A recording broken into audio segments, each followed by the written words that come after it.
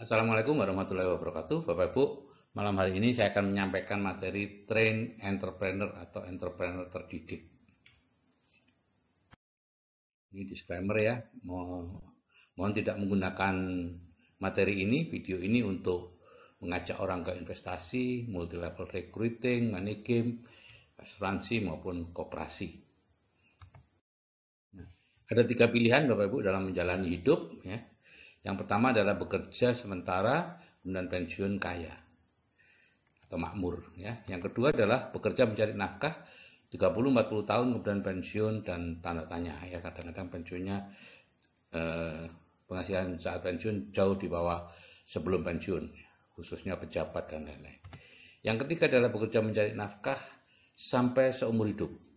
Ya, itu seperti yang pernah saya alami, yaitu menjadi dokter, kemudian bisa juga dalam berbagai posisi, misalnya seorang karyawan, kemudian dia pensiun, dan melakukan wirausaha, ya, kemudian bertani, dan seterusnya. Jadi artinya sampai akhir hayat bekerja terus mencari nafkah. Mana yang paling enak, mana yang paling tidak enak, itu sebetulnya terserah masing-masing. Karena saya sendiri baru tahu tentang yang nomor satu itu adalah baru berumur hampir 50-an itu baru saya tahu bahwa ada kesempatan untuk yang nomor satu.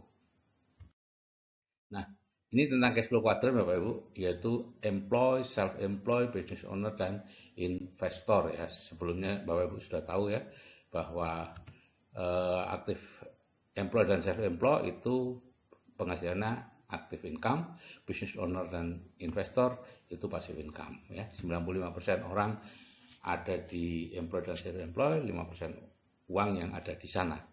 Nah, business owner itu konglomerasi dan waralaba, networking, network marketing, kemudian investor itu kuadran kanan ya. Passive income, freedom, dan hanya 5% orang yang ada di kuadran kanan, 95% orang 95% uang ada di sana. Nah, cara pindah kuadran itu kalau cara lama tentu punya impian, kemudian merantau, dan menjadi muridnya orang kaya, menjadi mantunya atau apa, merubah pola pikir dan akhirnya menjadi kaya. Nah, kalau cara baru tentu dengan audioterapi bawah sadar, kemudian melihat materi-materi di bimbingan, ikut seminarnya, kemudian ikut train entrepreneur dan menjadi kaya gitu ya, dengan bimbingan tentu. Jadi Bapak Ibu, hambatan utama dari perpindahan kuadran kiri kuadran kanan itu adalah ego Bapak Ibu, gitu ya. Sudah diketahui bahwa kalau kita punya pola pikir miskin, itu biasanya ada di kuadran kiri, di cash flow kuadran. Pola pikir kaya itu ada di kuadran kanan. Ya. Ini saya menggunakan definisi keuangan ya Bapak Ibu, miskin, kaya, dan lain-lainnya, bukan sosial. Karena di sosial tidak ada miskin. Jadi ini murni definisi di bidang keuangan. Miskin itu artinya bekerja keras terus untuk mempertahankan tingkat kehidupannya. Kalau kaya itu artinya penghasilan pasif yang lebih besar dari biaya hidupnya. Itu definisinya. Ya. Nah, orang kaya itu biasanya di kuadran kanan, orang miskin di kuadran kiri. Ya. Nah, banyak orang ingin jadi orang miskin menjadi orang kaya. Bagaimana caranya? Gitu ya. Ya tentunya dari kuadran kiri pindah ke kuadran kanan. Ya sederhana itu, gitu ya. Tapi tidak sederhana karena pindah kuadran bukan sekedar pindah pekerjaan, Bapak Ibu. Banyak hal yang harus dirombak, mulai dari pikiran sampai tindakan, kebiasaan dan karakter kita. Nah, train entrepreneur itu yang menjembatani itu ya. Jadi ada 3 macam entrepreneur Bapak Ibu. Yang pertama adalah born entrepreneur, itu orang memang sudah lahir di kuadran kanannya. Kemudian force entrepreneur itu usaha sendiri. Jadi membangun usaha sendiri, dan di Amerika Serikat hanya 1% yang berhasil Bapak Ibu. Dari 100 usaha yang didirikan dalam waktu 10 tahun tinggal 1. Nah, kalau train entrepreneur itu dilatih ya, untuk dilatih menjadi pengusaha. Ya. Pertama, kalau di kami ya dengan mendengarkan audio terapi bawah sadar, kemudian seminar, kemudian dilatih ke bisnis kuadran kanan ya, membangun pipa selama 5 tahun ya. Kalau definisi Bill Gates bangun pipa 5 tahun, kalau yang biasa, kanan kiri itu membangun pipa 50 tahun. Anda baca sendiri bukunya. Nah, inti dari seminar inspirasi dan visi itu diadakan 3 kali setahun secara online. Ya.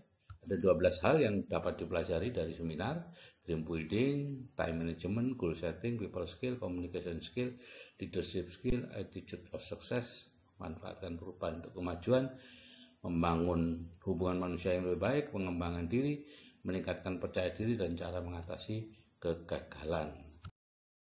Jadi pentingnya seminar inspirasi dan visi adalah seperti ini, Bapak Ibu. Banyak orang yang berada di hutan rutinitas yang lebat sudah bertahun-tahun, tidak bisa keluar, tidak berani ambil risiko, tidak tahu bagaimana keluar.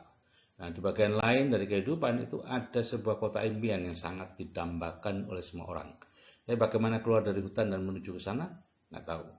Nah, seminar inspirasi dan visi itu ibarat helikopter, Bapak Ibu ya. Menuju helikopter, menuju ketinggian untuk melihat bagaimana cara keluar dari hutan dan mengetahui jalan setapak, alur sungai, dan lain-lain. Semuanya bisa dilihat dari atas. Nah, setelah nampak semuanya, orang-orangnya yang ke sana juga sudah nampak semua, maka Bapak Ibu dikembalikan lagi ke tempat semula, gitu ya. Tapi sudah dengan pemahaman bahwa di sana ada loh sesuatu yang memang betul-betul saya dambakan dan saya akan bisa ke sana. Sudah banyak orang yang bisa ke sana. Nah, itulah yang menyebabkan kita akhirnya bisa dengan semangat menuju ke kota impian kita. Nah, jadi Bapak Ibu, kalau Bapak Ibu ingin kaya sejati, ya, kita lihat dulu, ditanya dulu ya. Ingin kaya sejati enggak? Bebas finansial dan waktu. Kalau tidak, maka ya sudah, karyawan, bisnis kecil, profesional, bisnis online, direct, macam-macam ini semuanya yang apa yang Bapak Ibu kerjakan sekarang nggak masalah, itu pilihan aja Bapak Ibu ya. Nah, kalau ingin kaya sejati, bebas finansial dan bebas waktu, pertanyaan berikutnya adalah punya uang nggak? Kalau punya uang, oke, silakan membangun jadi investor atau membeli bisnis waralaba ya, di situ Anda akan kaya sejati. Kemudian kalau tidak punya uang, maka pertanyaan berikutnya, usianya masih muda atau belum? Kurang dari 30 tahun ya. Dahlan Iskan pernah mengatakan bahwa kalau untuk menjalankan membangun bisnis, mulailah sebelum umur 30 tahun. Kalau sudah lebih dari 30 tahun itu sudah susah untuk bisa berhasil gitu ya. Jadi kalau sebelum umur Anda sebelum 30 tahun, ya silakan membangun bisnis gitu ya. Bangun bisnis, kemudian bangun konglomerasi, bisnisnya dibangun bersistem, akhirnya menjadi bisnis besar, atau langsung membangun bisnis network marketing. Kalau kurang dari atau lebih dari 30 tahun usianya, ya kesempatan satu-satunya kalau Anda ingin bebas finansial dan bebas waktu, ya network marketing, nggak ada lagi Bapak Ibu. Ya, itu yang ada di bukunya Robert Kiyosaki ya, di banyak bukunya seperti itu semua. Monggo. Itu pilihan ya. Di sini tidak ada benar, tidak ada salah, tidak ada yang baik atau buruk, semuanya pilihan. Jadi Bapak Ibu, jika saya yang sudah berumur ini bisa dengan train entrepreneur bisa berubah, Anda juga pasti bisa. Ikuti saja train entrepreneur, ikuti seminar-seminarnya, dan sebagainya. Oke, saya kira itu yang bisa saya sampaikan. Wassalamualaikum warahmatullahi wabarakatuh. Salam sukses dari saya, Sigit Setiawadi.